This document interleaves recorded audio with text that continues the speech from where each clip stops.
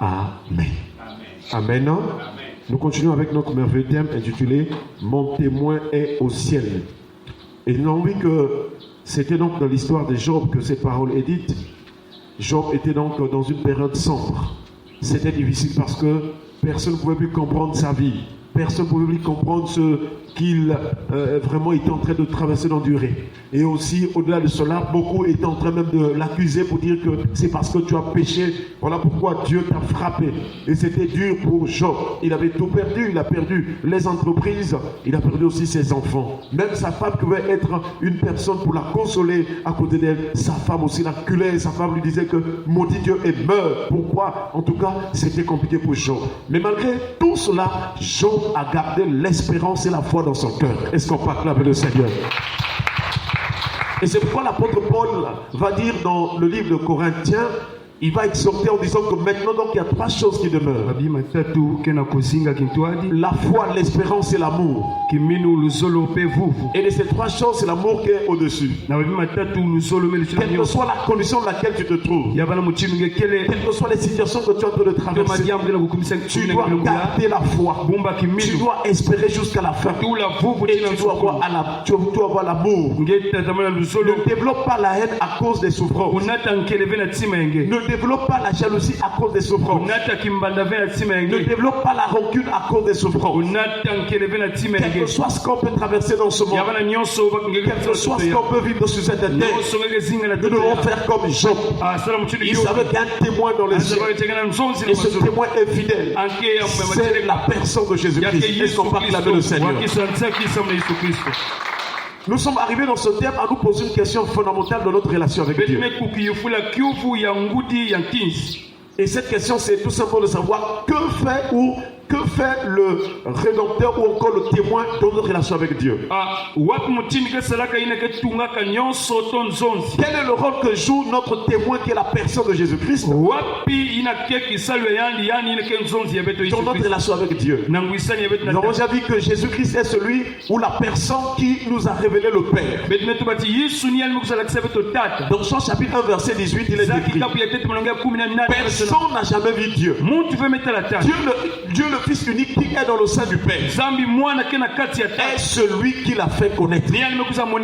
Pour que les hommes connaissent le Père, alors c'est par la puissance ou par l'œuvre ou par la présence de Jésus. J'allais dire que c'est au travers de la révélation de Christ que nous pouvons connaître le Père. Chers frères et sœurs, ce sont des choses qui vont au-delà de la philosophie ou des raisonnements humains. Un jour, le Seigneur Jésus est en train de prier. Il dit: je te loue, Père, maître du ciel et de la terre, de ce que tu as caché ces choses aux sages et aux intelligents, et de ce que tu les as révélés aux hommes. Et il dit: personne ne connaît le Père si ce n'est le Fils.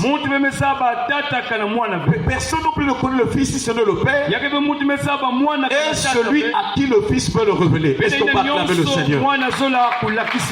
Que toute la gloire revienne au Seigneur. Nous avons vu hier que le témoin est celui qui certifie ou confirme la nouvelle naissance. C'est lui qui confirme, c'est lui qui atteste, c'est lui qui vraiment certifie qu'une personne est née de nouveau. Et déjà la Bible déclare que à tous ceux qui l'ont reçu et à ceux qui croient en son nom, elle, la parole de Dieu, qui est la personne de Jésus, elle a donné le pouvoir de devenir enfant de Dieu. C'est la parole, la personne de Jésus qui lui donne le pouvoir d'être ou de devenir enfant de Dieu. Et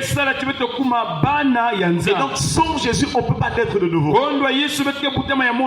Le deuxième témoignage ce matin, c'est lui qui certifie ou confirme le salut. Est-ce qu'on peut acclamer le Seigneur? Pour avoir le salut, il faut qu'il y ait l'action et la puissance du nom de Jésus.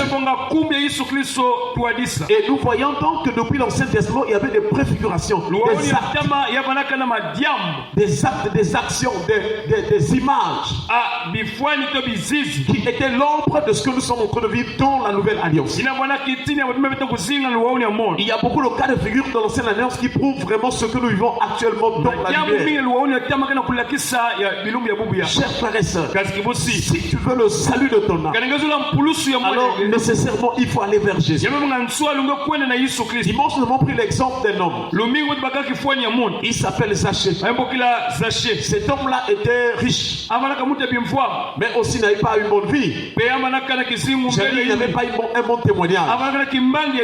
Mais est arrivé dans sa vie quelque temps après le besoin de rencontrer Jésus, le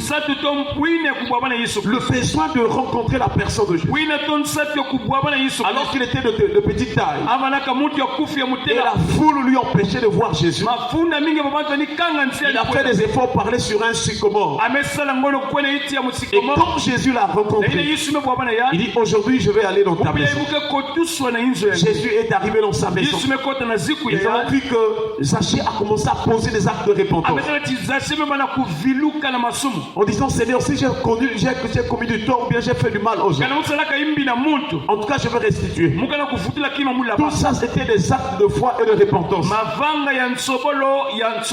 C'est ainsi que, chers frères et sœurs, au verset 9 de Luc chapitre 19, il est écrit, Jésus lui dit: le salut est entré aujourd'hui dans cette maison. Est-ce qu'on parle avec le Seigneur? Parce que celui-ci est aussi fils d'Abraham. Pour ceux qui raisonnent sur la parole de Dieu, ils disent que quand on dit fils d'Abraham, bon ben, c'est un descendant peut-être d'Israël. Mais nous avons déjà compris que dans la Bible, quand le Seigneur ou quand la parole nous parle de fils d'Abraham, c'est en rapport avec la promesse et non avec la naissance de la chair. Et donc quand Jésus parle de fils d'Abraham ou fille d'Abraham, cela nous renvoie à quelque chose de très important. Chers frères et sœurs, nous voyons dans la Bible, dans Galates chapitre 3 verset 6 à 9, il est écrit: comme Abraham crut à Dieu et que cela lui fut imputé à justice. Reconnaissez donc que ce sont ceux qui ont la foi qui sont fils d'Abraham. Et sont pas avec le Seigneur. Donc on fait mention des fils d'Abraham, c'est ceux-là qui ont la foi. Chers frères et sœurs, et Paul continue à enseigner. Et il dit aussi l'Écriture, prévoyant que Dieu justifierait les païens par la foi, a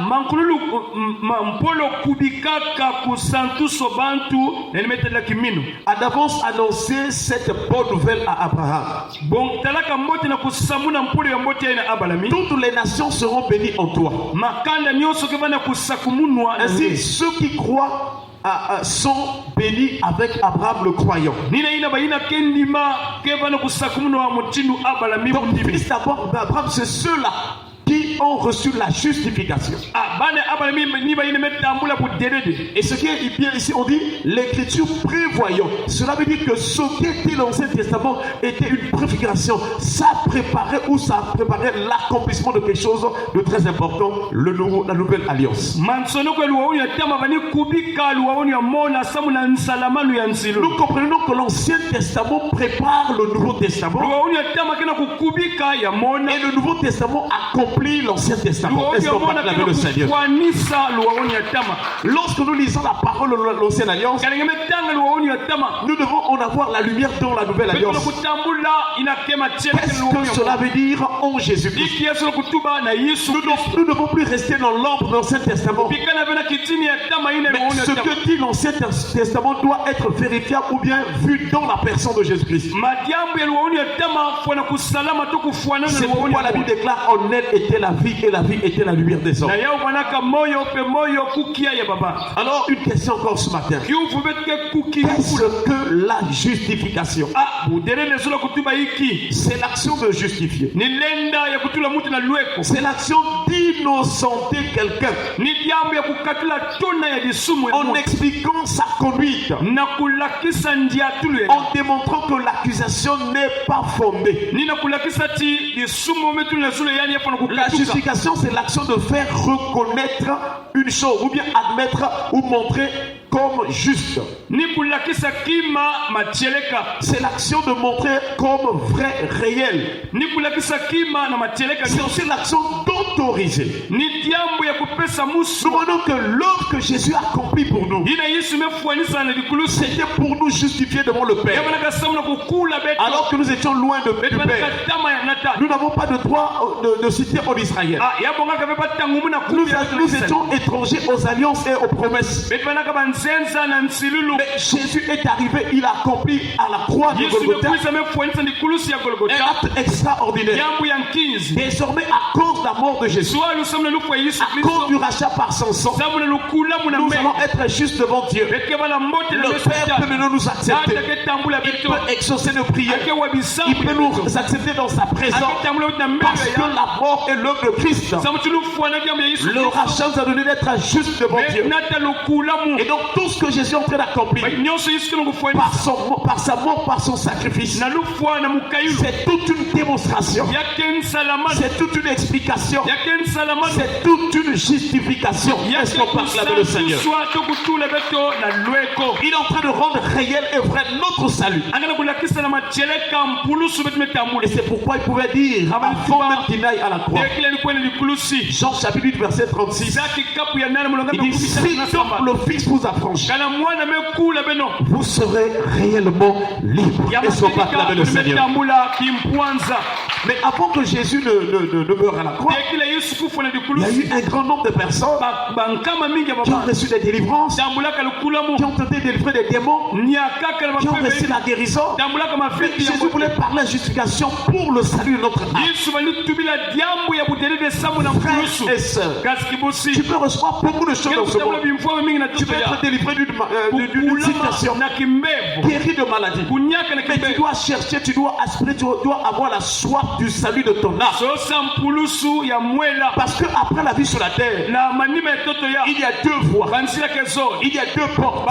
Selon que tu as vécu sur la terre, pendant que tu es sur la terre, ce que tu es en train de pratiquer, les actions que tu es en train de faire, si ce sont des bonnes actions, si c'est la justice devant Dieu, si tu marches dans la droiture, lorsque tu quitteras cette terre, ton âme sera dans le paradis de Dieu. Est-ce qu'on peut acclamer le Seigneur? Mais si tu marches dans le péché volontairement, si tu rejettes les choses de Dieu, si tu réduis le Seigneur Jésus, alors quelle que soit la position sociale ou la renommée que tu peux avoir dans ce monde, ton âme ira là où il y aura des pleurs et des grincements de dents. C'est pourquoi, chers frères et sœurs, nous devons remercier le Seigneur pour la justification. Je vous assure, chers frères et sœurs, Jésus a tout accompli. Il a certifié que quiconque croirait en lui, notamment en l'œuvre qu'il a accomplie à la croix, quiconque croit que Jésus était mort pour ses péchés, quiconque ouvre son cœur pour reconnaître qu'il était pécheur, pour reconnaître qu'il ne pouvait pas se sauver par lui-même, mais que Jésus a tout accompli. Jésus a porté sur lui son iniquité. Cette personne reçoit la justification. Ainsi donc, Jésus est allé à la croix. Lui qui est Dieu, il a accepté de se dépouiller. Il est venu comme un simple homme. Et il a paru comme un vrai homme. Il a accepté le péché sur lui. Pour ensuite se sanctifier. Parce qu'il avait pris notre place. Donc 1 Corinthiens chapitre 1 verset 30, il a dit: or c'est par lui que vous êtes en Jésus-Christ, qui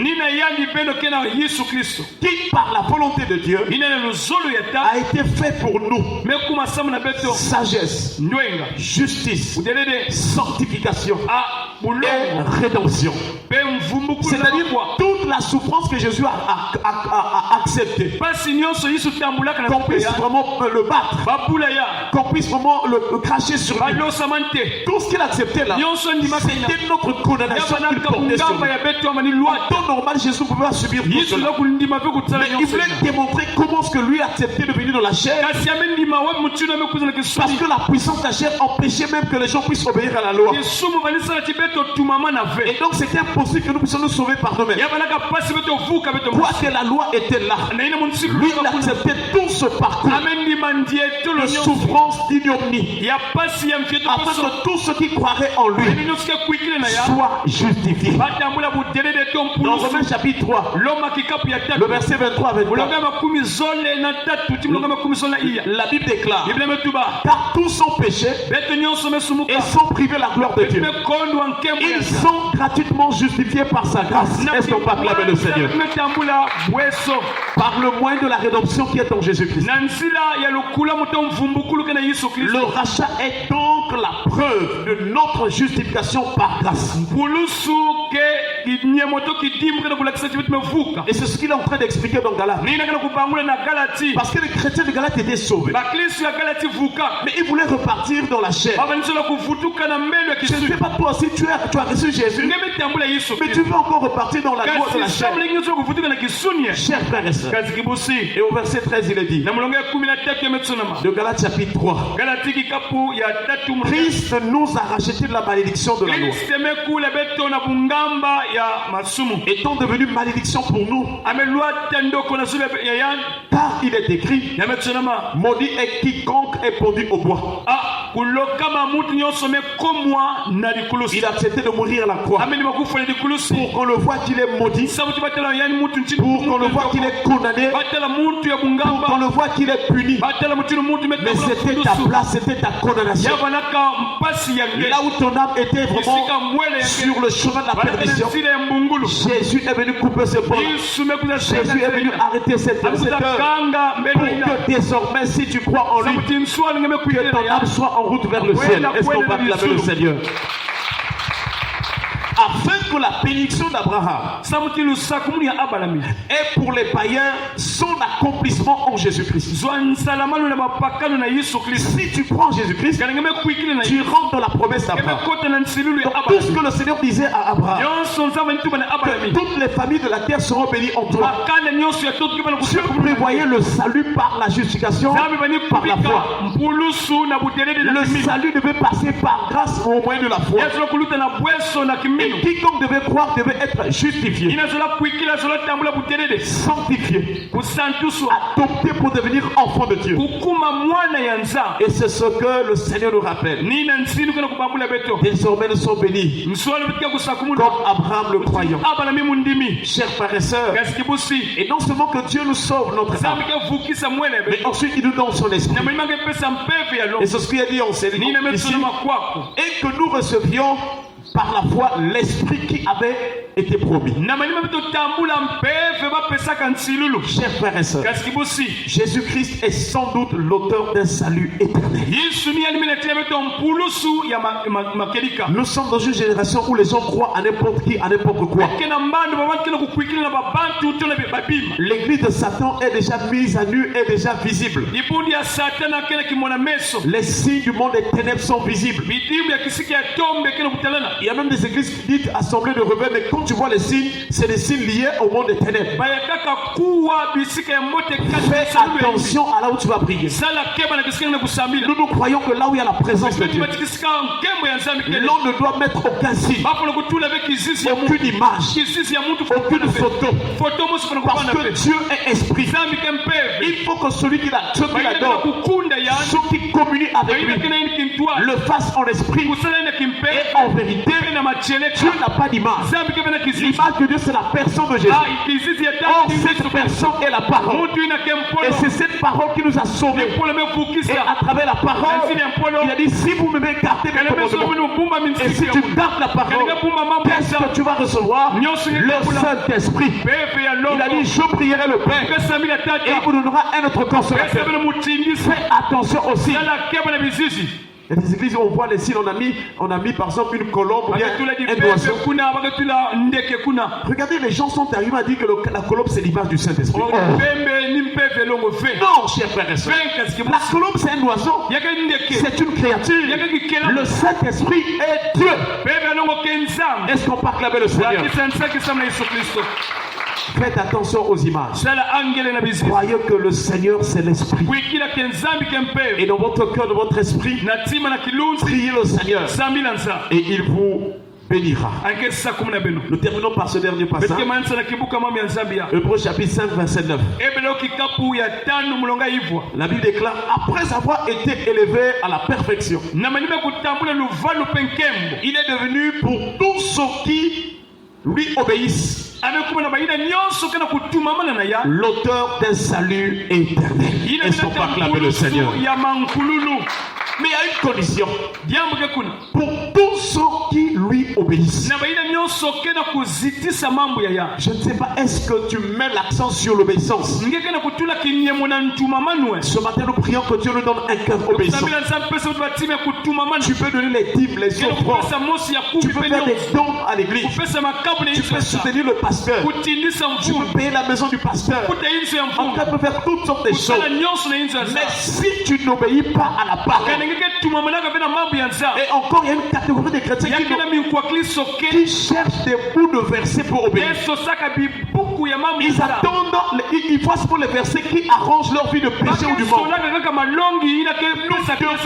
Nous devons obéir à tout le conseil de Dieu. Tout verset biblique où Dieu donne une instruction, un commandement, nous devons obéir. Chers frères et sœurs, Jésus a dit, jusqu'à ce que tout vienne, il ne disparaîtra pas de la loi un seul trait de lettre. Fais attention de choisir des versets pour obéir et d'autres tu rejettes. Chers frères et sœurs, que Dieu nous donne un cœur qui obéisse à toute la parole de Dieu. Même quand tu rencontres un verset qui ne t'arrange pas, Dieu t'interdit quelque chose mais que tu aimes dans ta chair. Comme Dieu a interdit, tu dois renoncer à cela. Il faut que tu appelles péché ce que tu appelles péché. Est-ce qu'on va acclamer le Seigneur? Personne n'est dans la prière.